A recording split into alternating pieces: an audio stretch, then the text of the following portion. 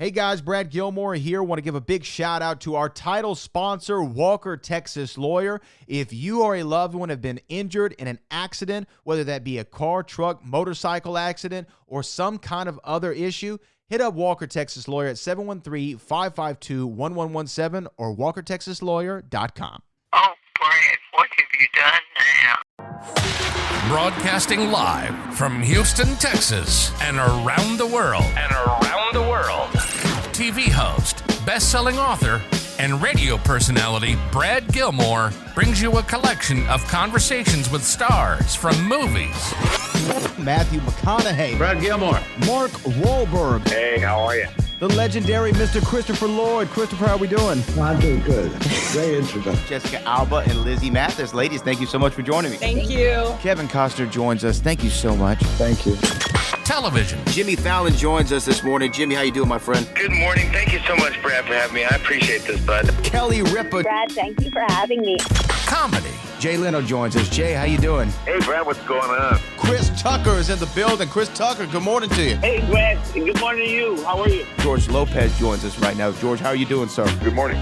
Music. Lola Monroe. Thank you. Thank you for having me. The legendary frontman of AC/DC, Brian Johnson, joins us right now. Brian, how you doing? Good morning, Brad. What lovely to talk. You me funny lad. Megan Trainor. Thank you so much, Brad. You're awesome. Chloe Bailey joins us. I appreciate the time. Appreciate you. And more. This is The Collection. Now your host, The Boat. Brad Gilmore!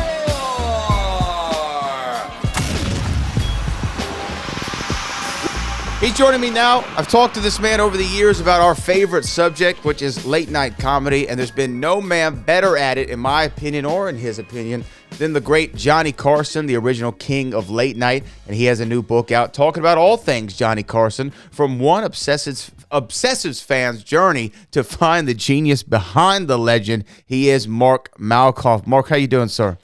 I'm doing great, Brad. It's good to see you again. Good to see you. Good to talk to you. We talked a few months back, on the phone when you were getting ready to get this project out and putting the finishing touches on it, getting it out to the masses.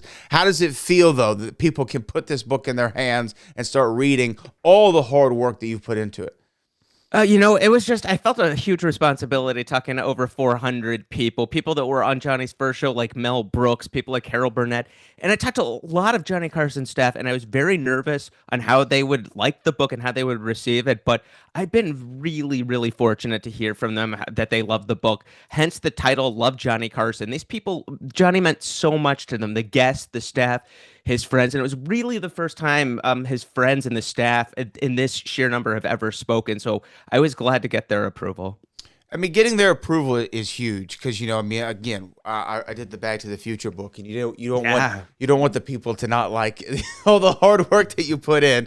And so when you hear back from some folks who give you the seal of approval, it means everything. What was your fascination with Johnny? Because I've always had it. I've got his picture on the wall. Johnny Carson's last show was in May of '92. I wasn't born until December of that year, so he was off the air and out of the pop culture zeitgeist by the time that I was born. So what was your fascination with him? Johnny Carson was one of my favorites. I was just really into comedy, and there were some books on something like Saturday Night Live. You kind of explain how they put the show together, but something like Johnny Carson was this giant mystery about what went on backstage with the guest. I knew that there had to have been stories about this. I mean, he was so likable. He was amazing with kids, with movie stars, with animals, with people that weren't even famous. People like a potato chip inspector from Indiana, Myrtle Young, who he made famous. She traveled around the country and around the world. He would change people's lives, like an unknown David Letterman, Jay Leno.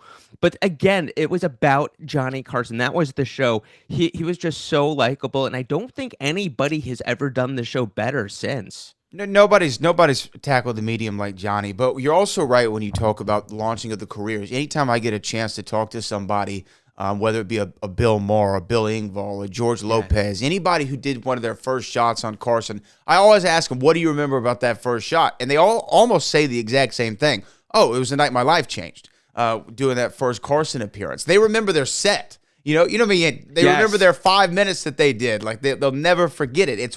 He had that. Yeah. One of the comedians told me that debuted that you have every comic that does Carson has two birthdays, their actual birthday and the date that they debuted on Johnny Carson show.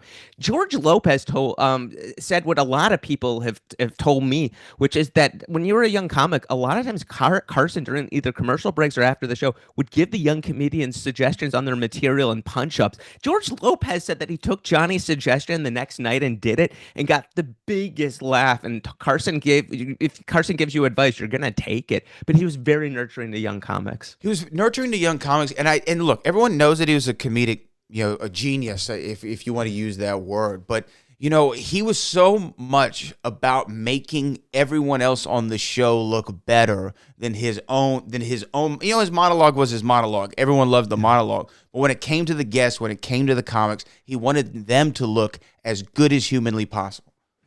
Yeah, that was his number one rule. Peter LaSalle, Johnny's producer, who produced Dave Letterman, Craig Ferguson, and so many others, told me Johnny's number one rule: make your guests look good. Some late night hosts try to outdo their guests and to get the laugh. Johnny was fine just to let the guests shine. You're right. The first beginning of the show, the monologue was Johnny. They did a comedy sketch, but Johnny was secure enough to let jokes bomb in the monologue, and he was fast enough as a wit to kind of recover. And he was secure enough to let someone like Charles Grodin just make fun of him, and they'd go back and forth, barbing back and forth, and it was amazing.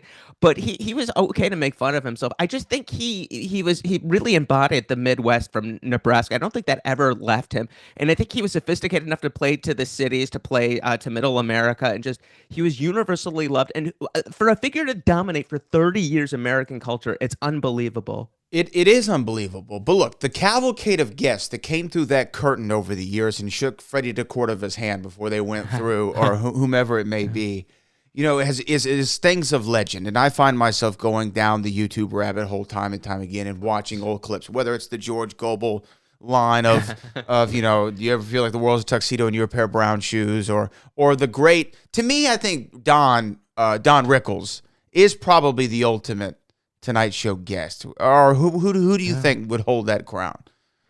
Maybe Rickles or maybe Rodney Dangerfield, but it was really important for me to get those behind-the-scenes stories. Like Don Rickles, when he debuted in 1965, nobody would put him on late-night TV because they were afraid that this was such a revolutionary thing for somebody to make fun of the host. It was unheard of. Johnny took 3 minutes in 1965 to explain to the audience, this next person's going to come out, he's a comedian, he's going to make fun of us, but it's okay. And he had to do all this explanation for Rickles to come out, but there was nobody funnier. And they would have a pre-interview, but they would always throw it out with Rickles, with Buddy Hackett, Steve Lawrence.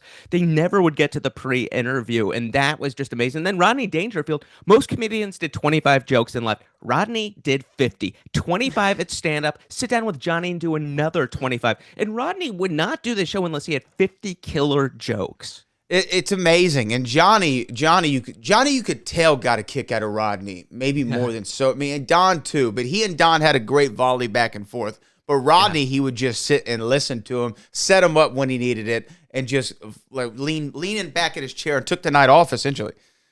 It was a night off for there were certain people like a Robin Williams, Rodney Dangerfield that just let loose, and it was wonderful. It took Dangerfield a while until 1969 to finally get booked. Dangerfield in the early 60s wrote Carson. In Rodney's words, it was a kind of an offensive letter accusing Carson's writer of ripping Rodney's joke off from a stand-up set, and it was vulgar. And Dangerfield and Rodney and Carson were on bad terms for quite a while. But Dangerfield apologized, I think, in 1969 early, and then Carson booked him and called him over to the couch. Only 15 people, to my knowledge, 15 or 16 people in 30 years ever called over on their very first, and Dangerfield was one. Well, and your podcast, Carson Podcast, is where I first discovered you, and you've had so many incredible guests on there. And what you don't realize is, yes, we know the comics, we know some of the big names whose life was changed by Johnny, but even your interviews with guys like Tom Wilson, changing kind of his name and after talking to Johnny, or Michael J. Fox, and how for my audience who knows I love Back to the Future, he did your podcast. The one that I thought was the most fascinating was Frank Abagnale. Frank Abagnale, who Catch Me If You Can was based upon. Really, that all came together because of Johnny. And correct me if I'm wrong, he wrote Johnny a letter with the DVD or something and saying, this was possible because of you. Yeah, I mean, it never would have happened without Carson. Abagnale was on the Today Show with, I think, Tom Brokaw, and Johnny happened to see it. And then told his producers, I want Abagnale on my show. And he went on 4 times. And the first time Abagnale was on, did a couple segments. The next day, Abagnale gets a phone call from Johnny Carson, hold. And Johnny said, you need to write a book. And Abagnale's like, I'm, in my late 20s, early 30s. I forget what it was. I'm too young. Said, no, you have to write it now. I'm going to get you the best literary agent in Hollywood. She's about to retire, but I think she'll take you. And she's the one that got Abagnale the book deal, the movie rights and everything. And it never would have happened. The Broadway show, Spielberg movie. I mean, it was all from Johnny Carson's influence. Let me ask you this. There's also some legendary figures who never appeared on the Tonight Show. Sure. Do you have any insight as to why Elvis Presley never sat on that couch? Back then, there were certain people that just doing television was considered for some people not prestigious, like Cary Grant, Katharine Hepburn, and James Cagney wouldn't do Carson show. Those were his dream guests. Like, it was strange because now everybody has to do TV, but back then, for late night shows, it was Meryl Streep wouldn't do it, De Niro, Pacino. Now they all do it. Harrison Ford. It was very rare for some of them to do. Elvis, I met Johnny in Vegas. They were on good terms. There was that ridiculous story myth on Elvis's 40th birthday that Johnny called him fat and 40, which never happened. It was in a book from I think one of the Memphis Mafia members was quoted, but the actual joke was something like, and it's on, I think it's online, but I watched it. It was like Elvis turned 40, something about, instead of blue suede shoes, blue orthopedic shoes, but it wasn't fat and 40. Johnny really was very careful with jokes like that, so it wasn't as bad, but Elvis and him were, to my knowledge, on good terms. Do you think Johnny would have kept going past 1992 if there wasn't Dave and Arsenio and that, or did he just feel like it was time to wrap it up? 30 was a good number. I think he would have gone for a little bit longer. He was going to go actually a few more months until October to make it a full 30 years, but he didn't want to do the summer months, which are slow. NBC had the Olympics coming on, and he changed his mind to May.